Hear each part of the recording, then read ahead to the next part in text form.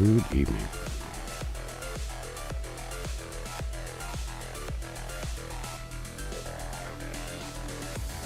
I hope the evening matches the day, or exceeds, depending on how good your day was.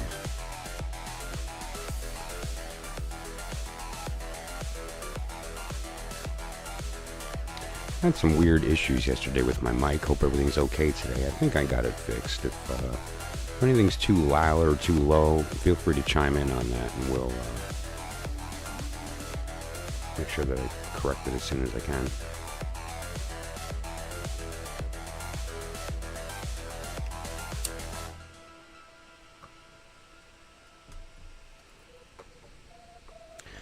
I decided to talk about something today, kind of to pick up where we left off yesterday.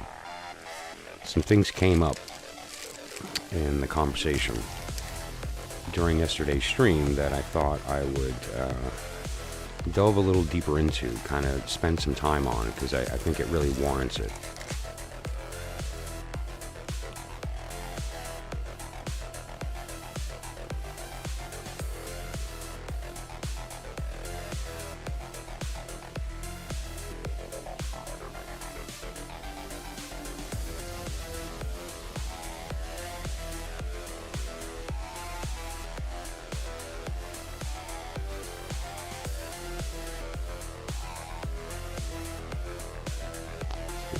Incense going.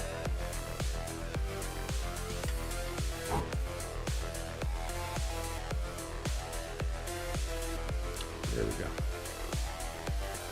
Like I've said, the incense is a prayer. Each one of the ingredients for that smell is a word. And when you light the incense, it's reciting the prayer. And that smoke is a reminder that that's what's occurring. It's the smell itself that lingers in the air is a reminder that you're still hearing it. It wasn't spoken, it's in progress. It's being spoken right now.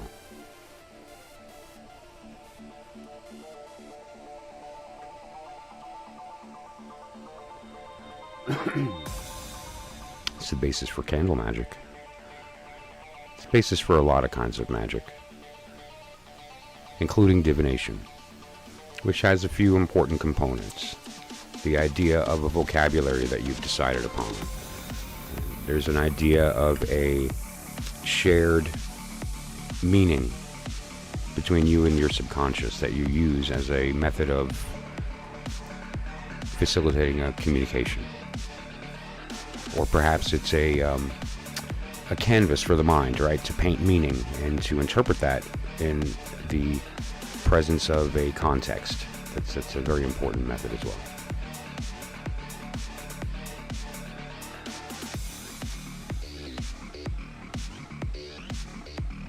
Okay. Hey, give me just a sec here. I'm going to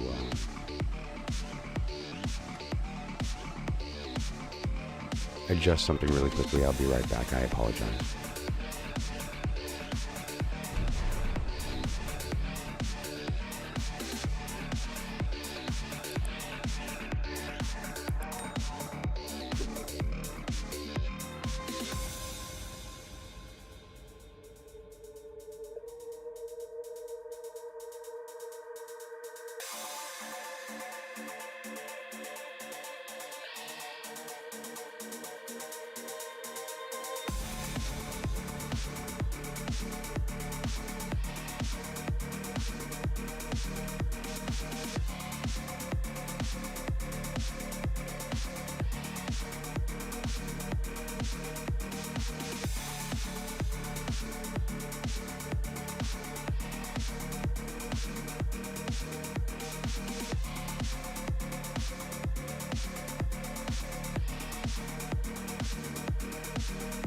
Sorry about that.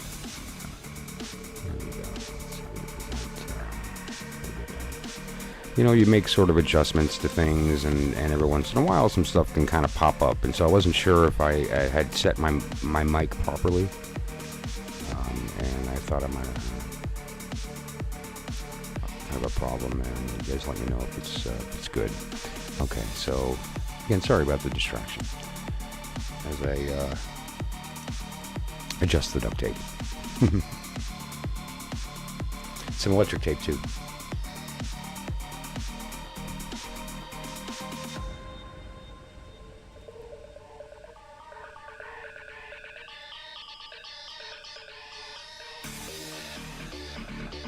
What an interesting question. Who's looking back, right? Like,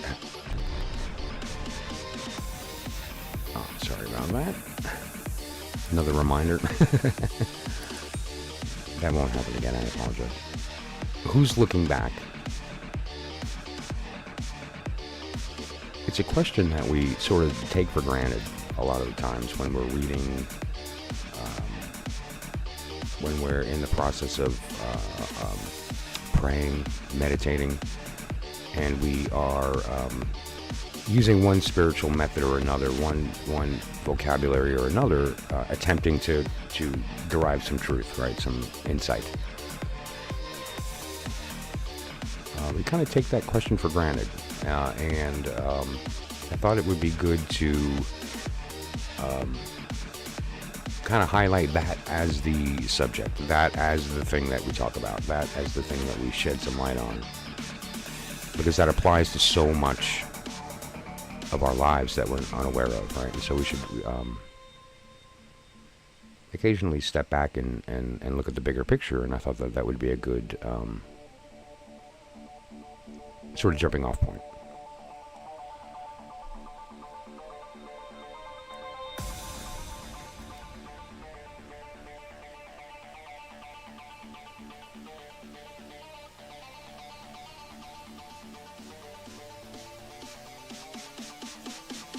You know, if we consider who it is that we're speaking to when we ask these questions and when we look to their words for answers, whether it's symbols in the cards or the shapes of the angles or whatever the case may be.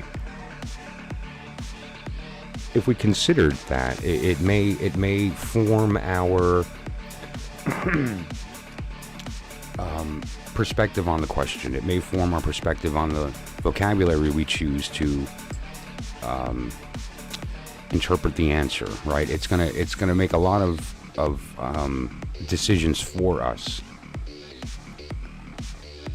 in the assumptions that we make about who it is that we're talking to in that process, or you know, what's on the other side of the question.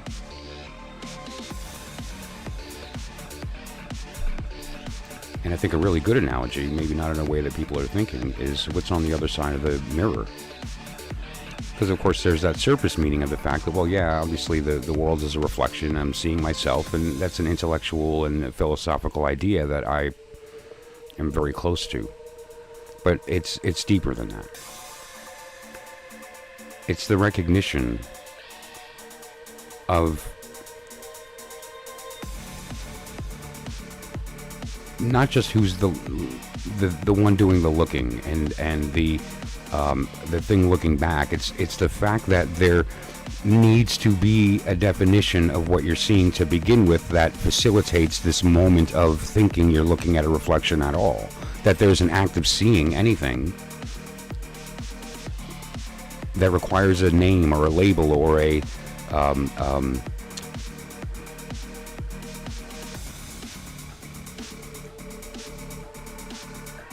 anything other than just simply accepting it for what it is, that, you know, being in its presence and being aware of it for itself, and for you being able to have the same experience for yourself.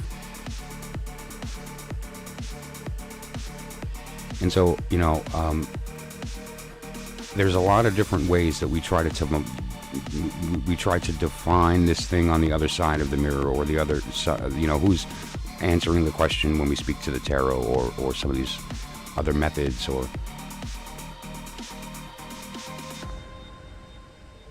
every religion has its own word and its own system of machination.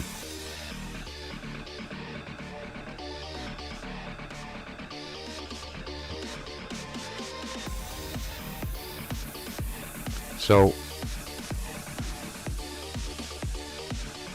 when we ask this question, it's sort of one of those questions that can't be answered with words. It has to be experienced. It's an important kind of knowing, right? This knowing based on actual experiential witness to the thing. By picking this up, I now know what it feels like, right? I know the thing because I'm touching it, right? Or I know the color of the table because I'm witnessing it with my eyes, right? It's not just a knowing in the mind, it's a knowing in temporal space, in the moment, in the now, using my senses, not my thinking brain. But of course it turns out that's not true. It turns out that the order of that's a little wacky. And you know, the point that I decide what I'm looking at is not the moment that the thing comes in contact with me. There's all kinds of steps in between before I decide that I'm seeing a thing and know what it means, because I decided what it meant. It's a very sort of strange space that we live in temporally. We're not, you know, we're far enough behind ourselves to not realize that we're not in control of the thing that we're thinking we thought we had control of. If that was a weird loop, it was on purpose. Being playful. That said, though, the loop is real, and there is no answer to that. The Kabbalists attempt to sort of button this idea up in the idea of the darkness and the light in the distance, and mistaking that for somebody else. But it's interesting. The light that you see that elicits a response is what caused the response to begin with, and it's the response that's the original thing spoken. So there's still this sort of time paradox. How can I see a light? That is me answering it, and my answer is the thing I'm seeing. That doesn't make sense. You know, the esoteric Kabbalists would tell us that that's above the abyss thinking, right? That's okay, that it's kind of self-contradictory. That's what occurs above the abyss. You know, it's different than logical thinking and you know, the world of form and neat little angles and everything in its place. Even chaos we can break down to some very ordered structures of thinking.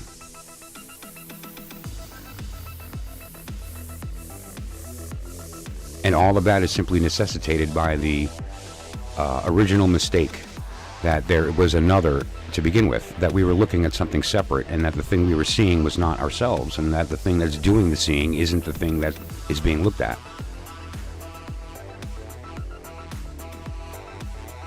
And so we went about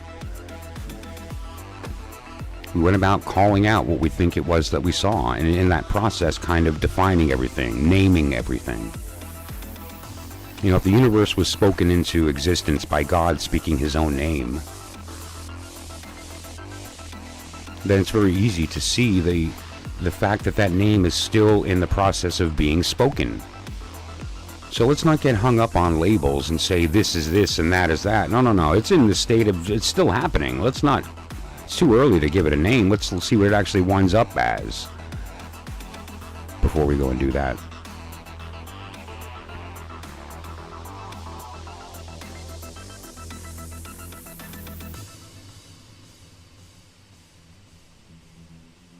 And the really beautiful part of that is that the thing that's always becoming something is unchanging. Like, oh, come on with the contradictions. But you know, it's one of those subjects that it's really hard to have the conversation without sounding contradictory until you find your thinking in the middle and realize both from the same time, and that neither are necessitated any longer. It's like I speak about a lot with language. Language is necessitated by the desire to speak. The desire to speak is necessitated by either recognition of another and wanting to recognize that, right? Or some will that you decide to share. There's this desire of the other. And so even the fact that language exists is in assuming that the other. And another way of putting that is that the other is born out of language. And the two sort of need each other, coexist, and can't exist without. And you can't just sort of shut off language, but what you can do is shut off the necessity for it, which is to recognize that the thing you're seeing can be experienced without defining it. Just let it be. And in fact, when you do define it, you miss the thing. You're looking at the word instead of the thing. It's a shell. No, it's not. It's round. It's kind of hard. It's sort of cold to my touch. Those are qualities that are undeniable. They're just to my senses, right? And what does round mean? Well, it's different than straight and angular, but nonetheless, it has a quality that it doesn't even need a word. Again, you can just enjoy the beauty of that kind of, I don't know, feminineness, sort of cuppy quality, because it can take stuff. So it's kind of like a cup, right? It can receive. These are all just words, and they're all lies, pointing to something else. But they're not necessary. At the moment of recognition of what it is that I'm actually looking at, the necessity to define it disappears, and so does its definition. And so I realize and see myself in the thing. And there's no need any longer to know it. I am it. And me and this thing become understanding. We cease to be a we.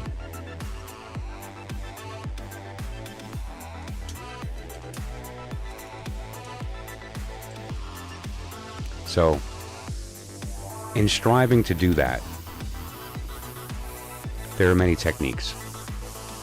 I talk about them with, the act of listening and recognizing that you're the speaker, and then taking on the role of the speaker in that experiential sort of sensation of that knowing, that feeling yourself being observed while listening. And that moment of becoming the speaker comes along with the baggage of being the speaker, which is the reason you decided to talk to begin with, right? So the meaning behind the why that necessitated the speech is present in you. And there's that next step of becoming that thing spoken. When you become understanding, you become the thing spoken. And you, the listener, and the speaker unify as that thing. You occupy the same space. You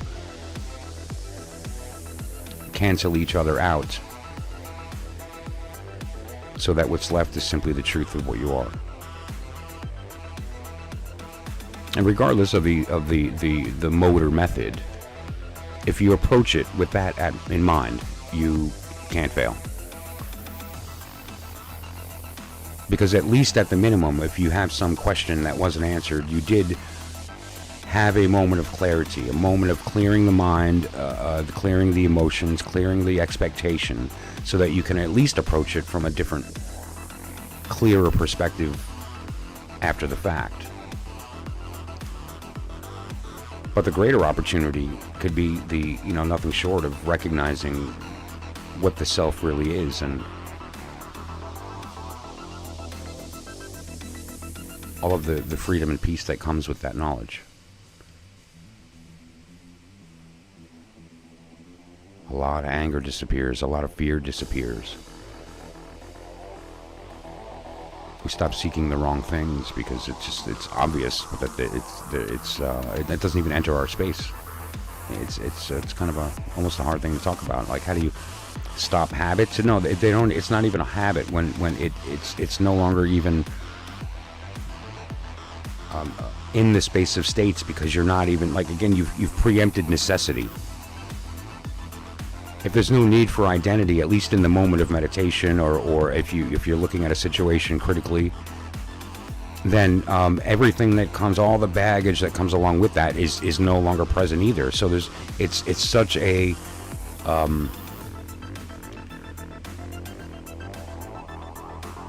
neat environment, a very clean, hard to articulate word, more less anthropic, more archetypal.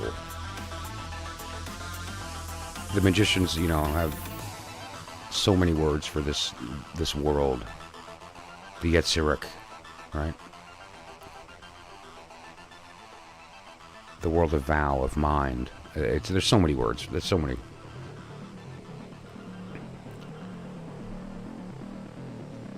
the realm of the prince in the occult Hermetic tarot system, which refers to the third letter of the vowel, the sun. The erect yud, the air symbol of the tarot. All kinds of shenanigans, which certainly there's no shortage of. Beautiful wisdom that gives us this just amazing palette to paint our understanding. But it's in that middle, in that nothing, in that no thing, in that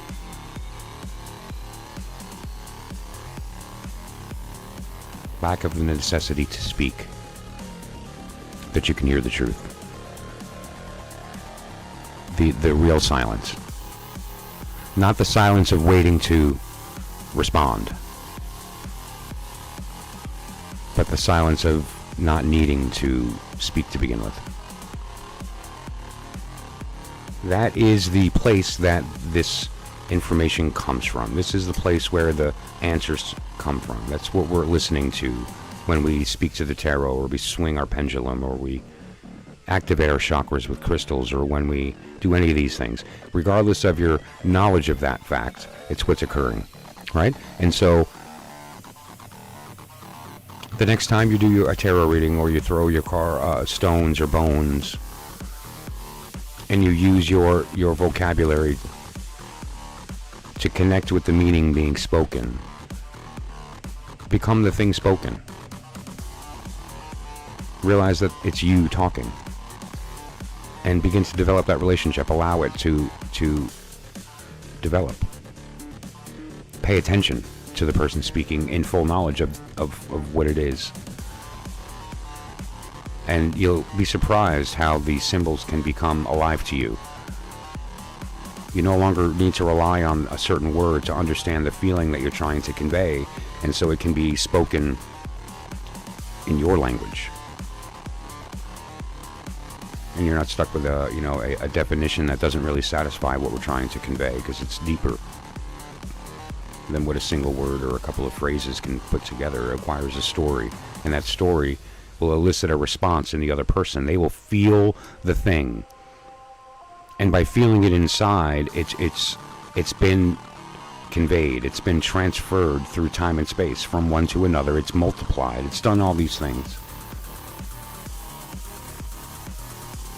And from you moving it from yourself to another person, in that process is the same process as it kind of coming from this archetypal, Yetziric, whatever you want to call it, world, to our lower cliphotic, or whatever you want to call it, body that we use to process our environment in our current state of consciousness.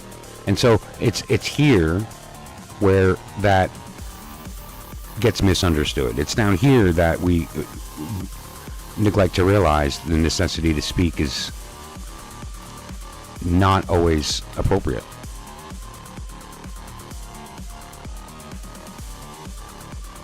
Arguably never. Although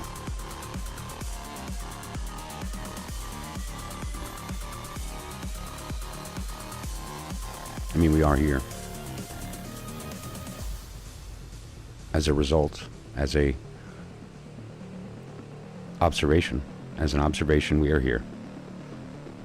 The why is the what. Okay. It really feels like the more you look at any of those, they sort of dissolve. Why? That's one of those questions that the deeper you look into, you realize is not the right question, or there is no answer to, because it's not the appropriate question. The what? Well, we know that the what is a big fat lie most of the time, right? Or it's a big misunderstanding, or it's a symbol system we just give sort of authority to, and let the meaning be given to us, or so the what isn't really reliable either. Where? Depends when you ask the question, and when you decide to point the answer to, because that changes, right? How? Now we're getting into something that might actually be able to be answered, at least experientially.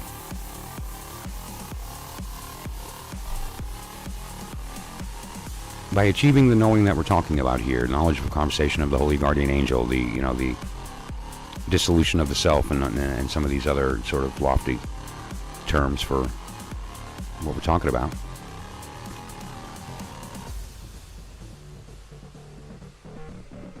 That's the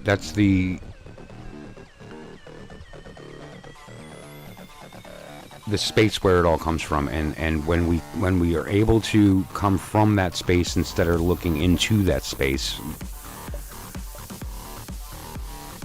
that experience is possible. It's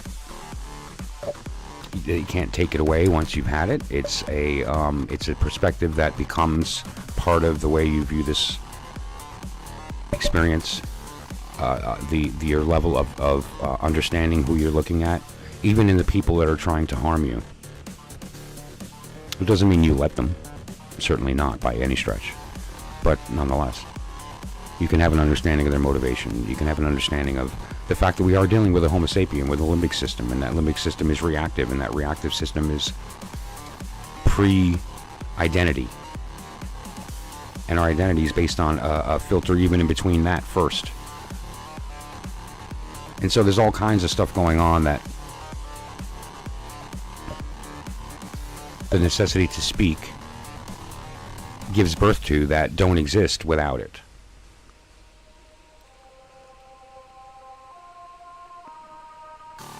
And so we look into the mirror and we see what's looking back, and we can realize that when we see a person, that is a form of symbols that's looking back at us. That's something else other than us looking back. That isn't us. Not only are we not the shape, obviously what's inside of a person that you're talking to is very different oftentimes than what's on the outside. And we can miss a lot focusing too much on what's on the outside.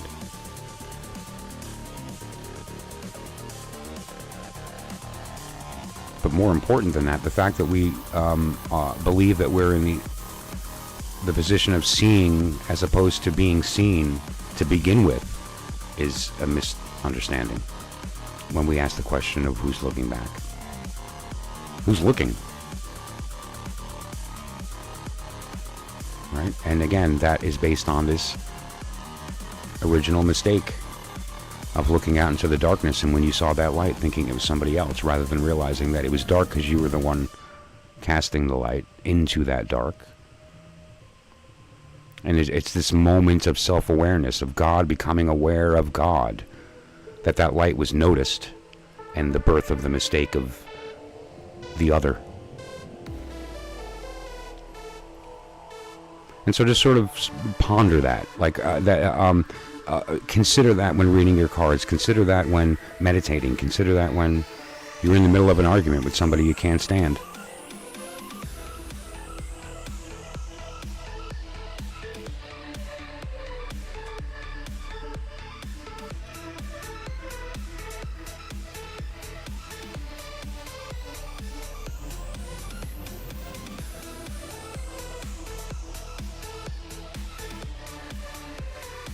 Tarot is a beautiful vocabulary, and it's mathematically very useful. It's very handy in a lot of situations. There's a duality, there's a quaternary, there's a 12-fold system, a 36-fold system. It's all divisible and even, and there's even some discord, which helps to add to the splash of interpretation. But let's not forget that really it's a map to a very specific way of thinking that's trying to, if nothing else is understood about any of this, it's trying to elicit an actual response that changes your consciousness, that is so different than being awake. It's equivalent to being asleep and awake. The difference between being asleep and awake is as different as this is to being awake. You see the world different. You think differently. It's a moment of somewhere in between this and asleep is awake. Awakeness is in between this state and asleep is awakeness. This state is what I'm referring to. I think that's why it's, we're compulsed to use words like higher, ascended, lifted for this idea, because there's some perhaps subconscious or biological connection to that idea as far as how we perceive there to be a graduation of a gradient. There's this idea of sleep conscious, and then this hyper-conscious, this hyper-awareness, this knowledge of the fact that you are just the awareness, and that the thing you are aware of is you. So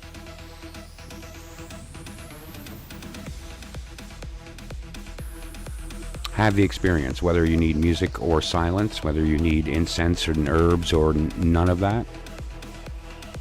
I will say you do not require some type of altered state, like you don't need to smoke a bunch of weed, or be drunk, or have mushrooms or ayahuasca or any of the salvia or any of whatever the new flavor is for the decade. And sometimes it can help, but it's not necessary. This is something that stone cold sober will knock your socks off and will be the best drug you ever took, and it's really just you dancing in yourself and the joy that comes from that friction.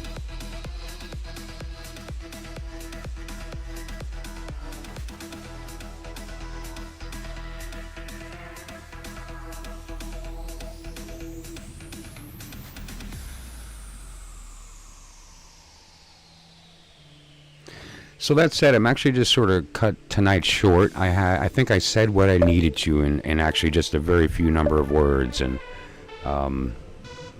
after the holidays, I kind of did a bunch of stuff, and I haven't really been too good to myself as far as sleep. And so I think I'm going to take advantage of that. I just did want to come on and talk about this because I think it was important to tie some things that I spoke about yesterday together. The last half of yesterday's stream, maybe the last half hour, 20 minutes, I think is really dense and good stuff. Specifically when I began to speak about the Hermit, based on a reading I got. But this is, I think, important to tie back to that. Because I mentioned some things in that reading about the light inside of the lantern, and, the responsibility and who's actually going through the journey that I think this clarifies. And so, it's important to tie the two together, and I wanted to just pop on and say hello to everybody. And, if in the time that I was live anyone had any questions, I can jump on and do a quick reading. But otherwise, I'm going to cut it short tonight. And so I appreciate everyone that popped in and did listen live. I felt you. And otherwise, anyone who's listening to this or watching it after the fact, that phone number that pops up is real. It works. My phone rings. I answer it. If I'm able, and text works also. You can catch at Discord with any questions or discussions over there, or catch me live once a night here as we continue this process. And do let me know about the audio as I kind of work through my issues here. I apologize. We'll get it together. And that said, I really appreciate it. And just when we have this question of who's looking back, and we realize the truth of that. I say it often, I love you always. And now you know who I'm talking to when I say that. And so just don't forget that I love you always.